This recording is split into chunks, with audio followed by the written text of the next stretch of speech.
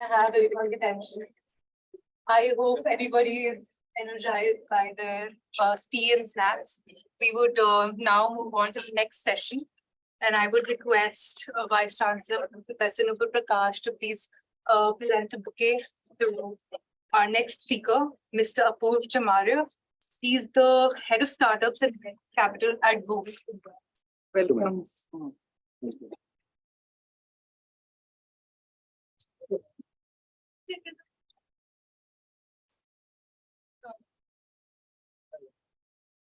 We are indeed very thankful to you, sir, for sparing time from your busy schedule and being with us today on this occasion. We would now like to start the masterclass with Mr. Chirag Talwar taking over the masterclass. Thank you. Thank you everyone for joining us again. We have the honor of having Apurva Chamaria. Apurva, we'll have you here. Thank you. Apurva heads the startup ecosystem at Google for India. He's an angel investor himself, having invested in 10, 15 startups, perhaps. A lot of startups. Apurva has been operating at the leadership level in the Indian industry for many, many years. He was also earlier associated with two universities, Plaksha as well as Shivnadar. He's worked at the C-suite level with very large organizations, including TechM. So when we were having this conversation, we explained to Apurva the construct of this forum. We told him we've got 5 teams, international, coming from different countries with their startup ideas, all of them focused around sustainability. And one of the team gets to become the winner. So we thought, why not ask Apurva, what does it really take for an idea to become a winning idea? And we asked him for suggestions saying what the session should hold. So very rightly, being Google, he tells us, I'm Google. I will have everybody else ask me questions and I will answer. So while the format of this session is the other way around, it's going to be an interactive session. While I will start, let all of you come up with your questions, especially the international teams with your questions around the competition. Perhaps a lot of learning today or some insights from Apurva today will help you bag the winner's award. And also perhaps some funding from Google if this man here thinks the idea is interesting enough, right? So Apurva, why don't you start up with something and then maybe I'll pitch in. Thank you, Chirag. So I thought we'll make it interactive because all of you can get hopefully something out of it, which is very unique to you rather than a generic. So as investors, what we look for is a bunch of things. And it doesn't matter what stage are you raising money for. The first thing is the market huge or not? It has to be a multi-billion-dollar market, ideally. Because if the market itself is small, and many players will enter, the market will get divided, and eventually you will not really build a sizable business. So the first thing we look for is the market sizable? And the market has to be a direct market. Of course, you can pivot, you can change the contours of your business. But the first thing the investor is looking for is the market huge. The second is there a founder market fit? So today, if you start up and say, hey, my experience is in aviation, I used to be a pilot, and I realized that the current systems are dumb, and I've figured out an autonomous operating system for aircraft. There is a good founder market fit, which basically means you have some experience or some personal understanding of the pain point in that market, which is leading you to startup. So founder market fit is the second one. The third thing we look for is what is your passion for that particular space? And this is very important because any entrepreneur's days are like this.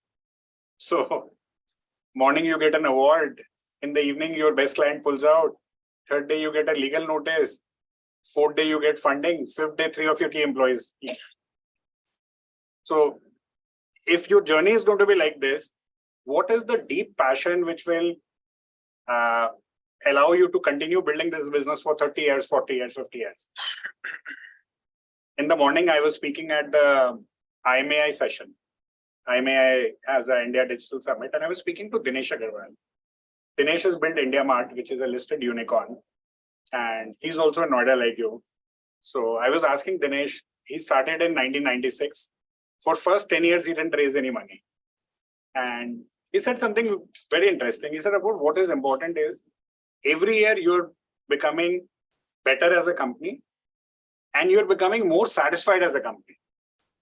I've never heard any investor or founder use this word. And his thesis was that, ultimately you're not building a business just to raise money. You're building a business because you feel you can produce cheap, you can sell expensive, and using it, you can get customers who are delighted by it. And yes, that could result in you being able to raise money, IPO, but that can't be the starting aim. So we look for value before valuation. Does an entrepreneur know how to create value? Because value will lead to valuation, and valuation doesn't lead to value. So if you figured out as a founder, what are the pain points in the market, which customers are willing to pay for? And are you able to build a profitable business around it? So the best entrepreneurs build around a Venn diagram of desirability, feasibility, and viability. If any one of these things is off, then it's not a business. It's hard. You might raise money, but it's not a sustainable business. So desirability has to be there. Viability has to be there, and feasibility has to be there. And the difference between viability and feasibility is, viability is, are people willing to pay money for it? Feasibility is, do you have a team and can you build a business around it? And desirability is there a need for it? So that's the second thing we look at. Third thing we look for, which is very hard, is what is the moat? And often we don't get an answer, and which is okay, because at times there's no moat. And at times the moat will come after many years, because network effects will take time to kick in. Like, say for your business, vending machines. If you have 1,000 vending machines, today Reliance can come in and Reliance can spend 400-500 crores and create 10,000 vending machines. So the moat at times comes after years, and which is fine.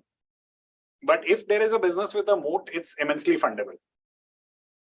So I invested in a company which is into carbon credit management. And they basically have built sensors which allow a building to certify, and they're aligned to the UN SDG goals. What is the carbon footprint of a building? So you have massive developers and real estate funds like BlackRock and Blackstone, which are now deploying them in buildings. So as a part of your regulatory filing, you can say convincingly what is the carbon footprint of the building. And you don't need to hire a KPMG or a McKinsey to audit it. It's real-time monitoring and auditing using sensors. And they give you a certificate which you can file. The product market fit is amazing, because most multinationals like Google and others want to be carbon neutral, if not carbon negative. The founder had run something called Oxford Caps, which was a student housing business, which she had raised $80 million from Matrix Sequoia. So second-time founder with a real estate background, which means she had a view into the business, she had connects, and all of us felt she can build it again. The third thing we look for is, especially in early stage companies, consumer love. We want to see traction and love. If you have traction and no love, that's a problem. Because that means you're basically hustling, getting customers, but the customers are not retaining, they're lapsing. So we want to see recurring revenue. And typically, if it's a pre-series A or series A round, often investors will cold call on customers, trying to understand what is the affinity. Like, will the customer change just because somebody is giving them a 10% lower price? That's not love. That means your product is functional. You're fine, but tomorrow if somebody does it cheaper, the customer will change. Versus the customer actually say, hey, maybe I'll think about it, but maybe I will not change. Because they are so deeply integrated into my system. Their people are really good. We enjoy working with them.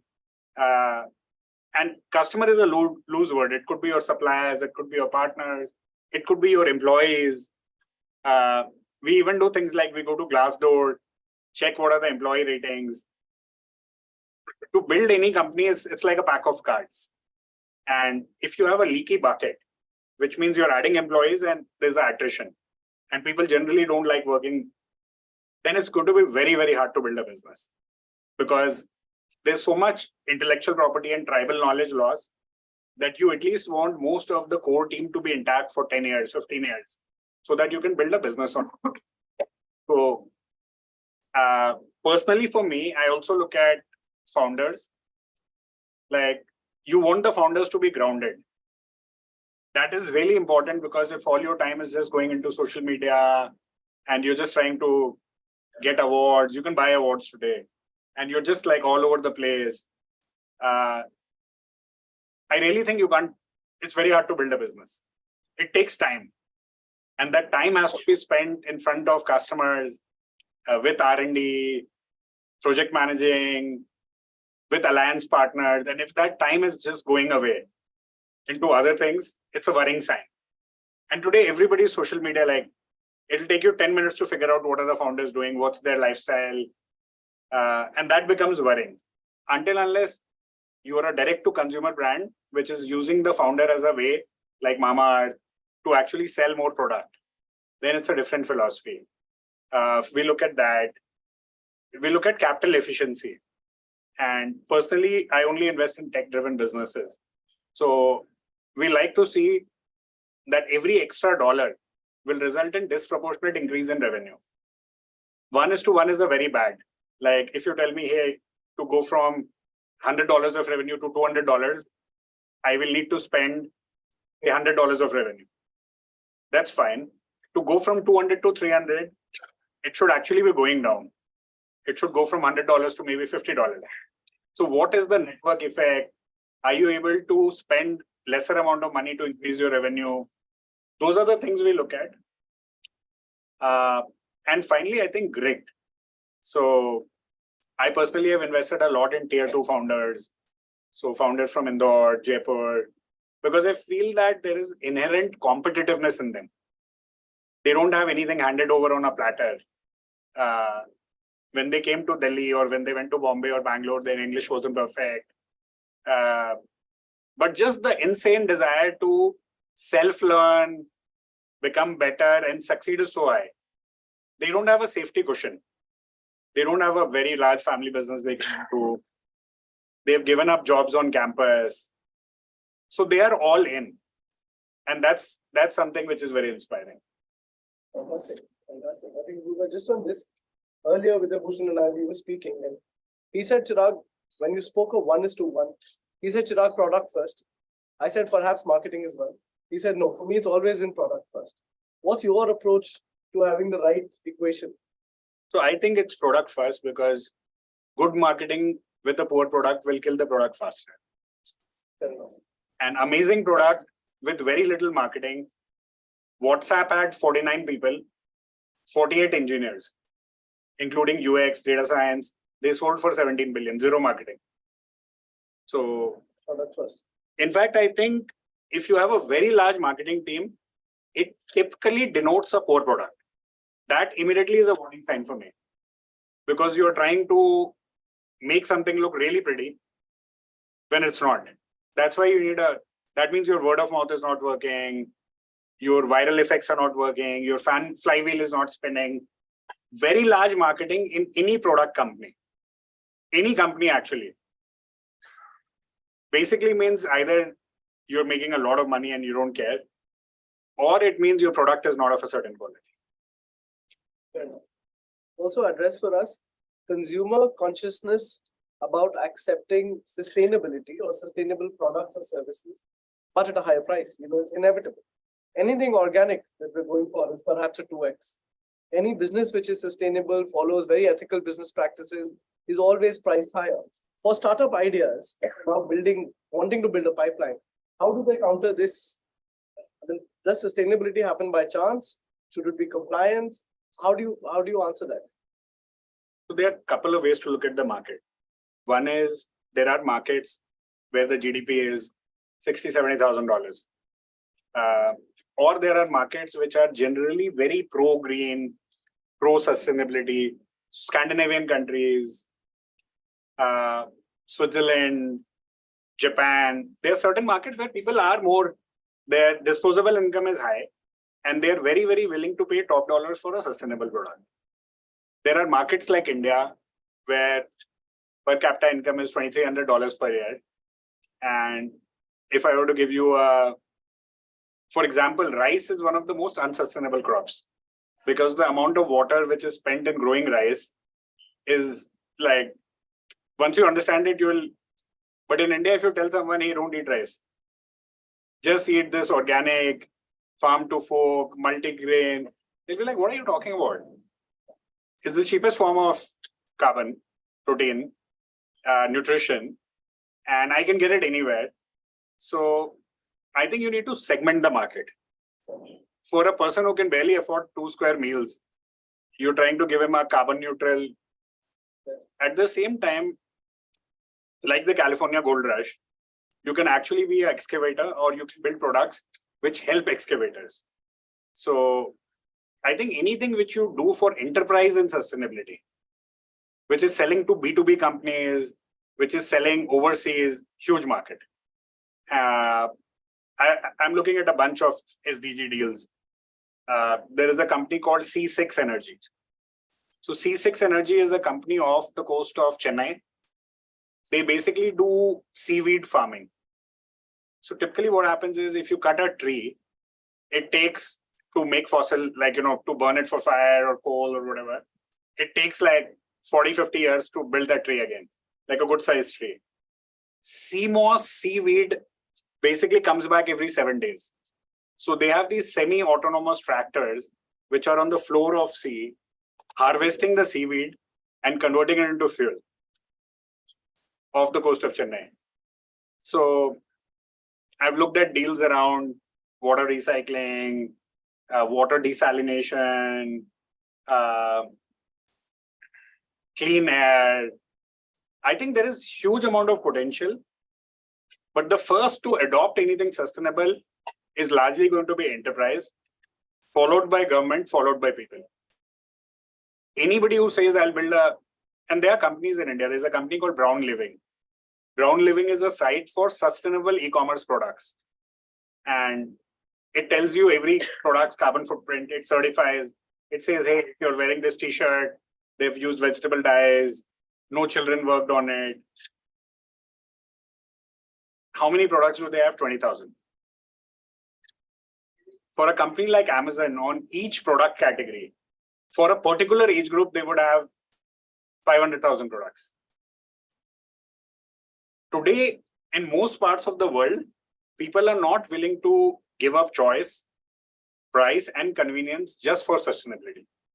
Like if you want to have water right now, and if I tell you, hey, this water was whatever, it's not sustainable.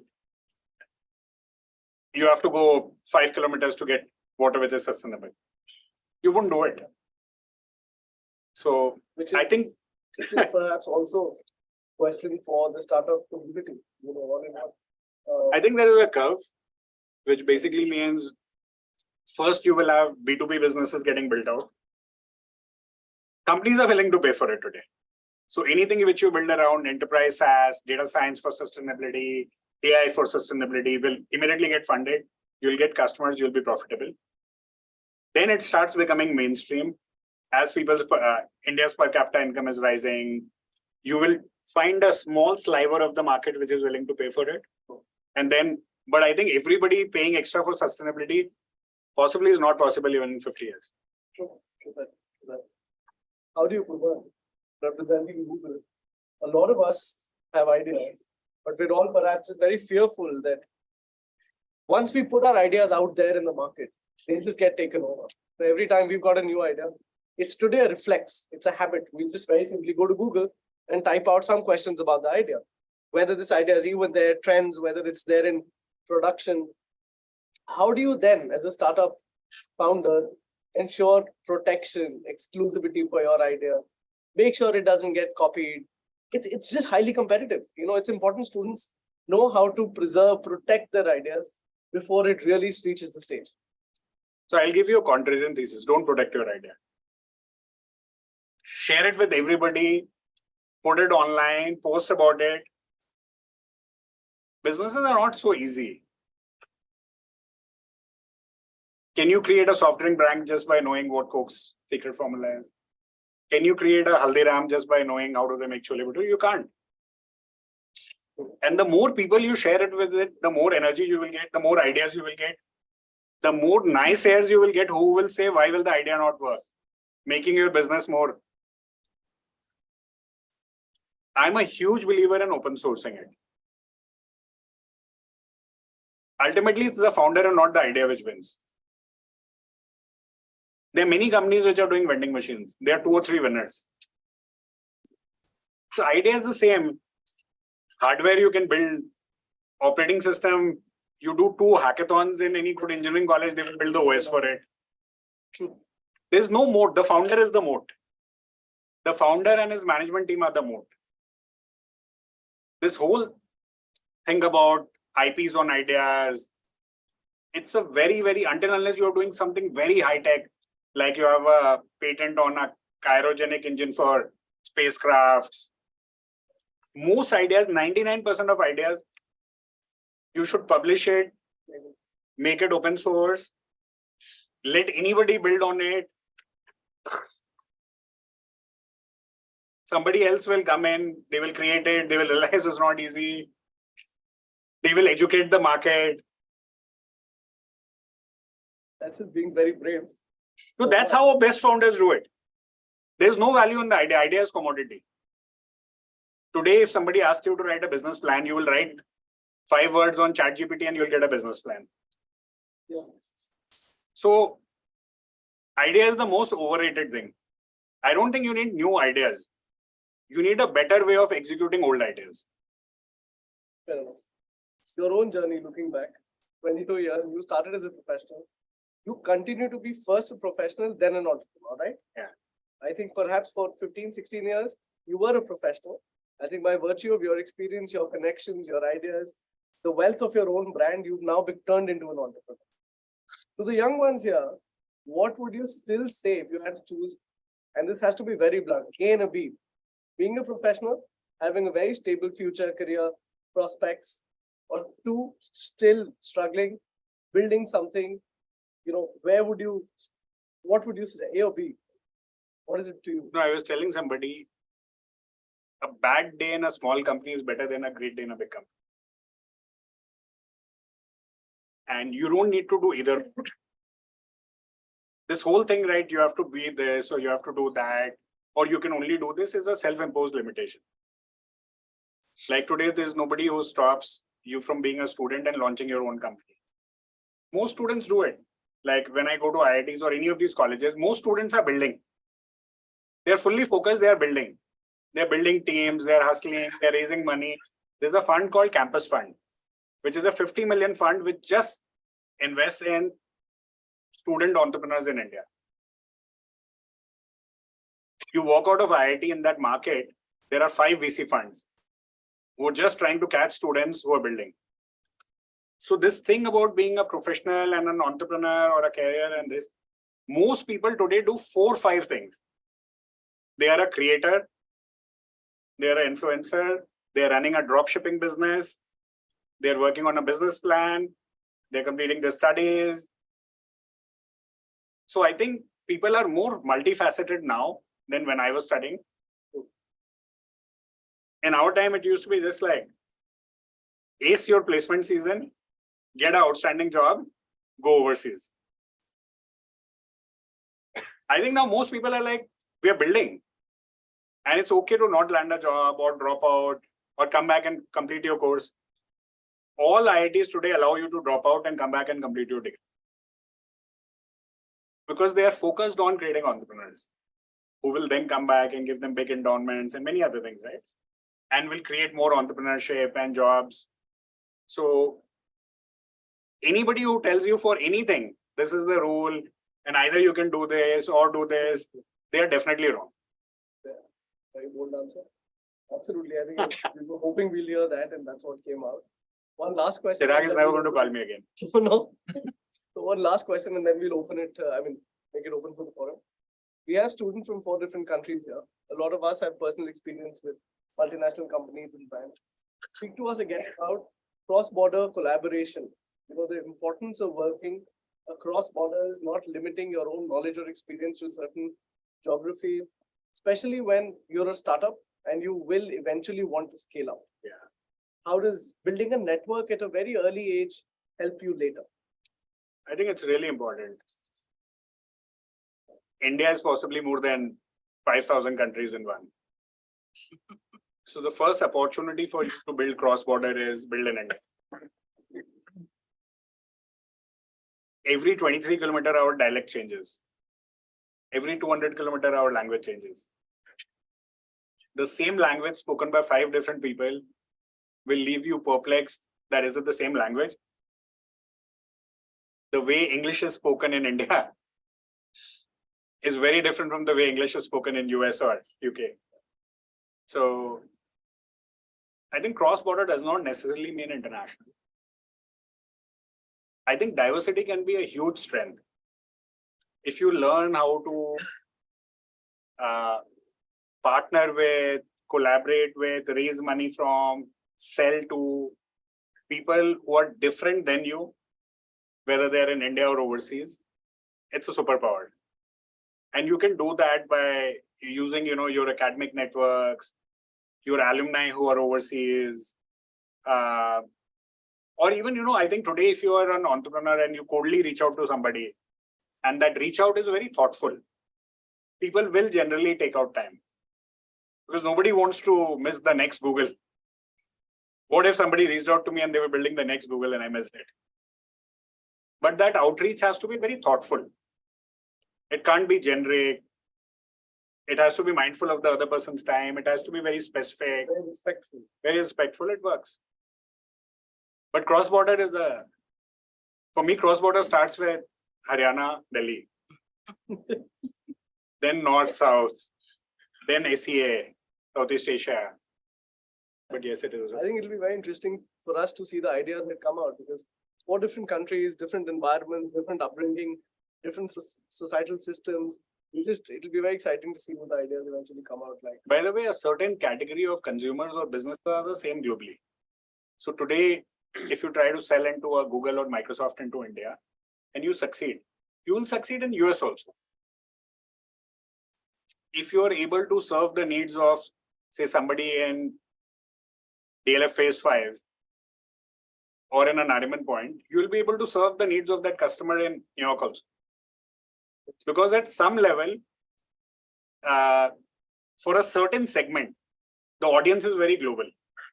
They use the same brands, they consume the same content, they are passionate about the same things. But that's only if you're doing a consumer play, and that's a sliver of the audience. Fair enough. Definitely value that. We will open it now for questions from the audience, students, international students here, even online. We've got people who joined us. So let's hear it if you've got anything specific. Let's start here. Well, first of all, thank you. You said that you primarily not only invest in tech-related companies. Why is that? Why restrict yourself when normal human beings, at least, they don't spend all of their time only on technology? They have multiple aspects of their lives. Why restrict those aspects of investment? Very good question, Lorenzo. Very good question. So, as an individual investor, I'm not talking about my company. I have finite capital I can invest. The business outcomes for anybody who's building on tech and anybody who's building a physical business, say is trying to sell these laptop bags. So most direct to consumer brands in India, the valuations and the exit scenarios are between 3 to 4x of revenue. Median is 1.2 to 1.5. While even for a reasonably average tech business like SaaS, AI, fintech, it would at least be 20x, 30x. And because there are so many operational complexities in a country like ours, if you are building anything which is very operationally intensive and you're doing it without the requisite experience, you've never run a business earlier, you're trying to create a business. There are companies which try to create a trucking business in India, long haul trucking. Every 50 kilometers, a cop will stop you. the roads are not proper, service stations are not there. And the founders had never built something like that. The chances of failure are far higher versus you building in a room, which is the internet product with somebody good in GTM, you're doing enterprise sales. It's a far more predictable and a higher quantum of outcome versus somebody creating a chips brand and then selling it on a social media. At best, if you create a 100 million business, it's a 200 million outcome. If you create a $100 million SaaS business, it's a $5 billion outcome. Nothing against people who are creating physical businesses, but as an individual investor, doesn't make a lot of sense. Multiplier effect. And the risk Multiplier, calculation. non-scalability, disproportionate amount of scalability. You don't need a lot of people. More people means more vagaries, more complexity. For any physical business, you will need an army gradually. Tech businesses, you can create a $100 million, $200 million business with very few people. And I'm talking about tech products and not tech services. So all things being equal, everything is getting digitized. So if you're digitizing a physical business, great. But if you're actually setting up warehouses and shops, and it's an insanely hard business. Fair enough. I think that was very detailed. And we always say that follow the money, follow the white rabbit. So the white rabbit is all going into tech. We're hoping some of these ideas, or perhaps a lot of these ideas, we get to see on similar lines. Is just a hope, but yeah. Like imagine if you say, hey, my business idea for this whole competition is I will have a bunch of analysts who will go and certify companies. It can be a very good business. You can still buy your Porsche, but it's a business. It's not a fundable startup. The difference between a business and a fundable high growth startup is every quarter you should be growing at 100%, at least in Asia. If you're growing at 20% year on year, it's a business. It's a lifestyle cash flow business. It's not a highly fundable startup. What are Does the that answer? areas? Yeah, what are the areas where you can meet the sustainable development goals? Because everybody talks about SDG these days. So in a tech business or any other business, can you tell us some focused SDGs which can be achieved and which are visible also?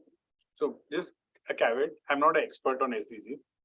I have a very, very superficial understanding of SDG, like most investors. So some of the businesses I have seen around SDG is what I can talk. There's a business called FIRE, 5IRE. So the full form is Fifth Industrial Revolution. It became a unicorn in 14 months. It's using blockchain to identify SDG opportunities in enterprises. And then it's created a workflow to make you more SDG aligned. It's an example. It became a unicorn. That's why I'm aware of it in 14, 15 months. I spoke about Acacia, which is a company which is into carbon credit. I've seen trading platforms like marketplaces where you can trade carbon credits. A lot of electric mobility is considered SDG. Although I think it's a misnomer because ultimately most of the electricity in India still comes from fossil fuel. So you're right, you're using an electric vehicle, but ultimately it's coal. So EV for me is you've taken the pollution from here and put it outside the city. There's still a coal plant, you're still burning fossil fuel. But a lot of investors see it through the lens of SDG because they're like, this is the electric mobility. It's a good cause to be associated with. Makes for a good story. Makes for a good story. But if you actually do first principle thinking, a lot of SDG businesses are themselves not sustainable. If you're firing off AI, the cost of compute and the data centers required to run it It will get there. But currently a lot of businesses are, We're not seeing it, so we're not realizing. you're not seeing it. It's not visible, it's not evident, so we don't factor that in. I think any other questions we have from students here? There's one over there, there's one here. Sir, so basically, I have. You can call me Apurva, I've not been knighted. So, my question is, like, for example, we are providing a service to a customer. So, we have like two options. So the first one is we should try to keep the service free of cost, or we should charge a minimum amount of money from them. So on the other side, it's like if we are providing them for free of cost, we are populating our data. And if we are charging them, then the data quantity will be less. So what we should focus more on, for data, or we should focus What's the business? like SaaS business? But what kind of data? I ran a SaaS business and we were just crawling to get the data. We were crawling the internet to get the data. No, like for example, if someone is doing a service, then they are uploading their data to our portal, right? So we should. So you need to understand. So initially, I think it's perfectly okay to give it free or charge a very minimal. I think free has limited credibility. If it is completely free and then people don't even know how good the data is, whatever report you're churning out using the data, how credible it is. So it's okay to charge something very minimal. And then you need to know how much amount of data is required to train the model. You can even have a freemium version where you say, hey, this report has 20 parameters, 5 you get it without paying anything, but for other 15 you need to pay. And you of course need to experiment to see which model is working for the segment you are going after. So defining the ideal customer persona is very important. If you're going after enterprise, day zero you can start charging and they'll pay you. If your UI is good, the product is good, the founders can narrate a good story, you'll get paid. Does add to credibility. I think even increases stickiness in most of the businesses. So yeah, so we won't hold you much longer, Purv. We'll ask you this last. So the students are presenting their ideas, final round on Thursday. And I believe you have about 20 minutes each to present, or is that a 30-minute? What's the slot? Half an hour. So 30 minutes is what they have. And they've got 5 people on the jury, all of them experienced within the startup ecosystem, as well as the larger industry, governance. Just your word of advice to all of them to make the best of those 30 minutes. We leave it there. If it's a 30-minute presentation, prepare for 15. I think the more you say, by and large, the shallower your business sounds.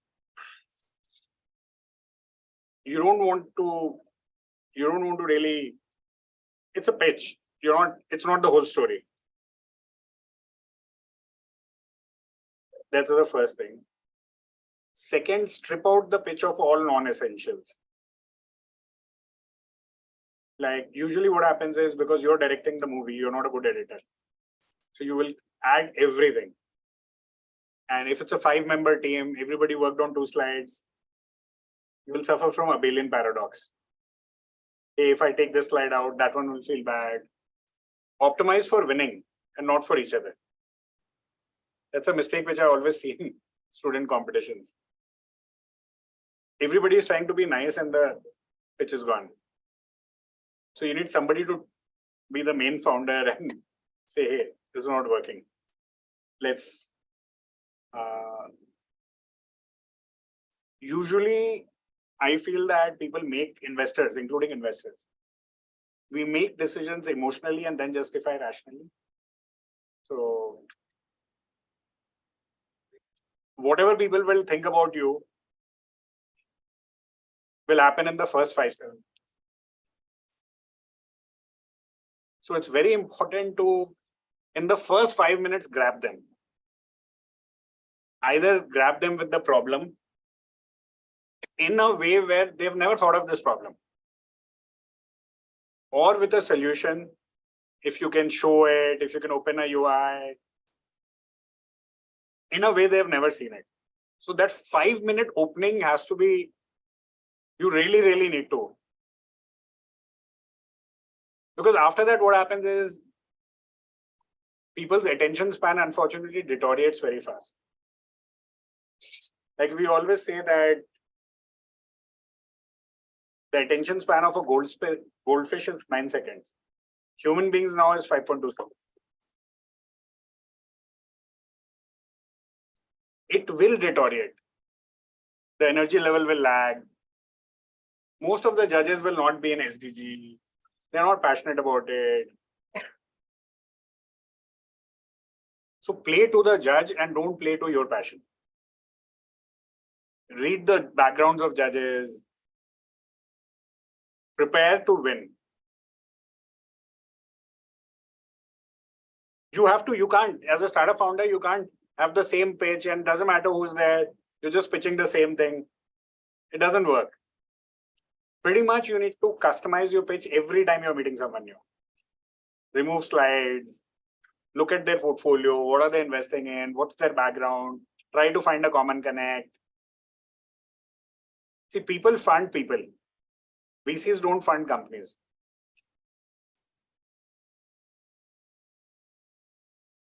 I'm saying something which is very contrarian. But yeah, absolutely. It makes sense. So yeah, you're 30 minutes to glory with a 5-minute, very strong opening. No faff, people dynamics within the team sorted. A great idea, a clean presentation. Perhaps that's what it's going to take. And narrate a story. Narrate a very powerful story. Like when people go on Shark Tank, they're not even using a presentation. Because what happens is when you're presenting, the jury or investors are looking at the slides. It's very hard to focus on the slides and what you're saying, and the slide is busy. So figure out what is the story. And is the story a blockbuster? And then decide whether you need slides, you don't need slides. Maybe it's just a handout. And you talk about it and you give them a handout. Figure out what you want to do.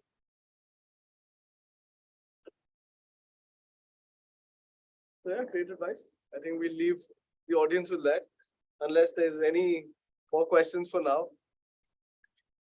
Sorry to keep everyone here. I know the time is almost up, but I read this book once. It was named 0 to N or 1 to N. And it had this concept that, for example, when Facebook was invented, there wasn't any app like Facebook. So Mark Zuckerberg went from 0 to N, where he created something out of nothing. And Facebook was still going. And then someone invented Instagram, which is basically Facebook, but had a few more features. Now, as an entrepreneur, as an investor yourself, I wanted to ask you if, for example, I make an app which is 100% similar to WhatsApp. I call it Arjun's app, for example. But instead of having one profile pic, someone can have 2 profile pics. Would you invest in that? Because the idea If is there is a consumer need, it's like if you position it as a dual SIM phone, yeah, why not? so Instagram and Snapchat are still. I already like the idea. I already like the idea. We know where he works, we know where he is. Yeah, of course. So how do these things work though? Because if someone already has Facebook, why is Instagram and Snapchat more famous than Facebook at the moment?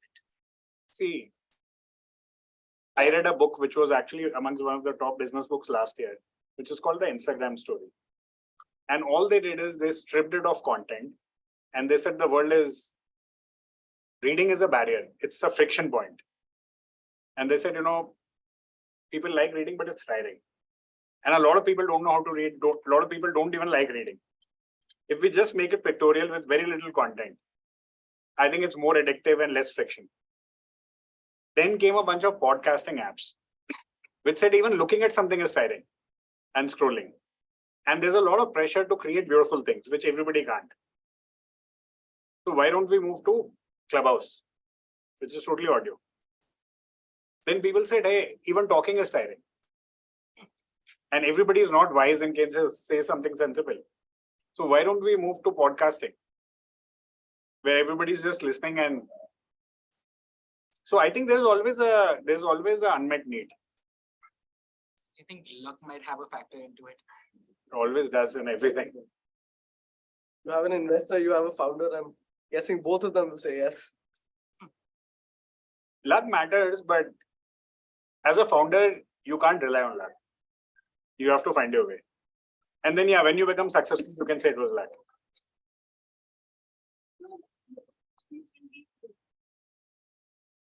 If you don't have a moat, how can you be a moat?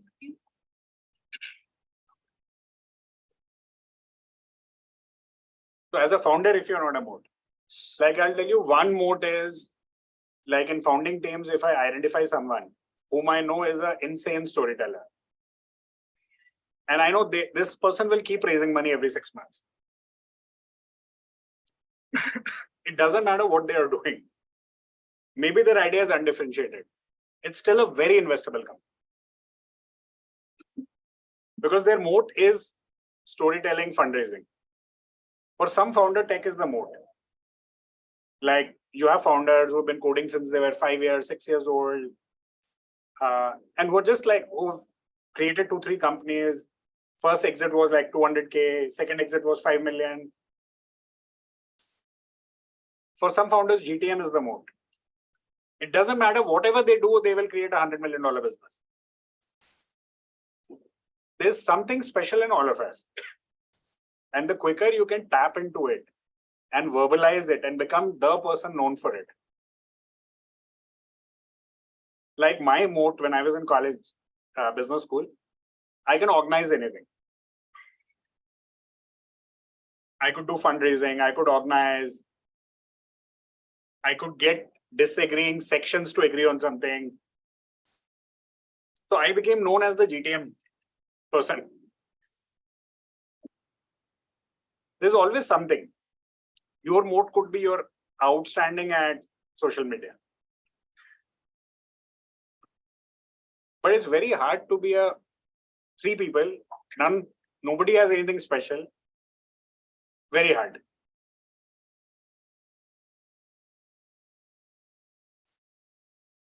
See, only 1,500 to 1,700 companies get funded in India every year. You'll raise some money. You'll do a friends and family round. Everybody raises some money. There's some people who like you. Some people will once believe in you. It's not you can't scale and sustain. And it's okay. If you don't have a moat, don't become a founder today. Discover yourself, work at a couple of places, build a moat. Being a founder is ultimately a game of value exchange. There's something special you have, which allows people to invest in you. If you don't have any value to offer, for now, don't be a founder. And it's okay not being a founder. Nobody should stress about, I necessarily need to build and be a founder. It's okay to be a good professional.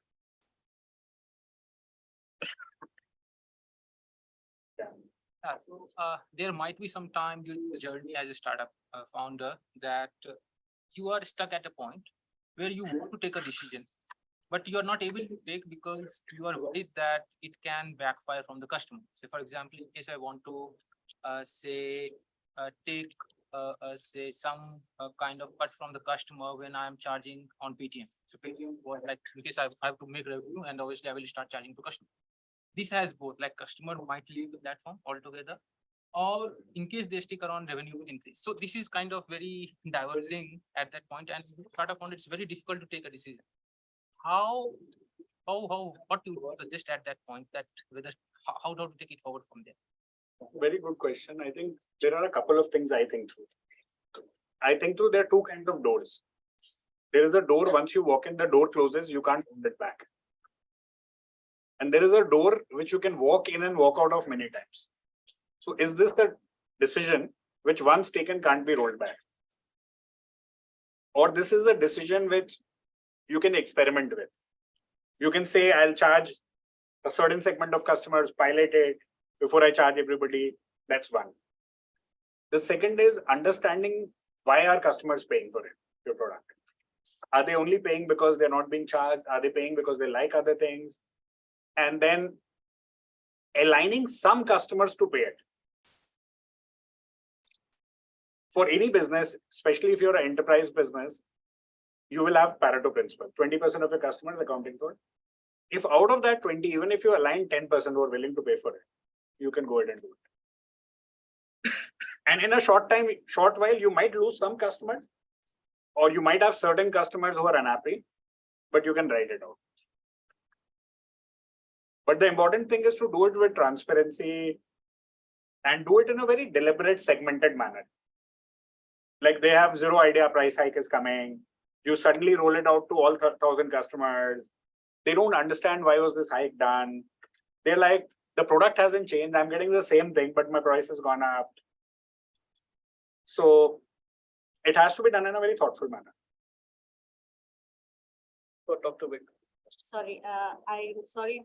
I might have missed out. But as an investor, what do you look for in a company, in a startup? Like what all things that you look for? Are you looking for a long answer? Because the long answer was given. Okay.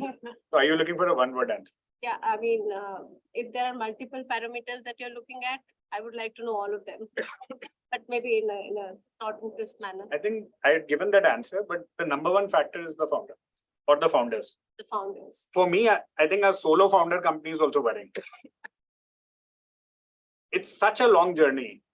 You might be unwell, you might get hit by a passing car, anything can happen. You might lose motivation. It's a very hard journey. Like when I was running a company, I was traveling 28, 29 days a month. Every day getting up in the morning and first just taking 10 minutes to figure out which hotel and which city I'm in. So I think 2 or 3 founders, definitely not more than 3, and ideally not 1. And how do you find out the credibility of the founders? Like, okay, maybe we can search up their profiles and we can see their experience with things. What else? Like if I have, let's say 3 companies making the same product and I have almost similar founders and So maybe the valuation of the company. I think the first thing is, have the founders ever done anything exceptional? Mhm. Doesn't matter. You were in national Kho team. But to be the best in anything requires a lot of discipline, hard work, sacrifices. It is very hard for me to imagine you've never done anything exceptional in life. And one day, you got a bolt of lightning and you suddenly became exceptional. Hota nahi hai. Track record. In something. It doesn't have to be you were a topper in studies. Consistency, something. Perhaps More than consistency, maybe you were not consistent, but you were national number 1 in badminton. Spike. Or you meet founders who said, I invested in a founder who said, he was a Carnegie Mellon computer science. He fell in love with the Indian girl, followed her to India, to Hyderabad. And he said, I was here waiting for her and her parents to say yes. So I took GMAT, entered ISB because it was a local college.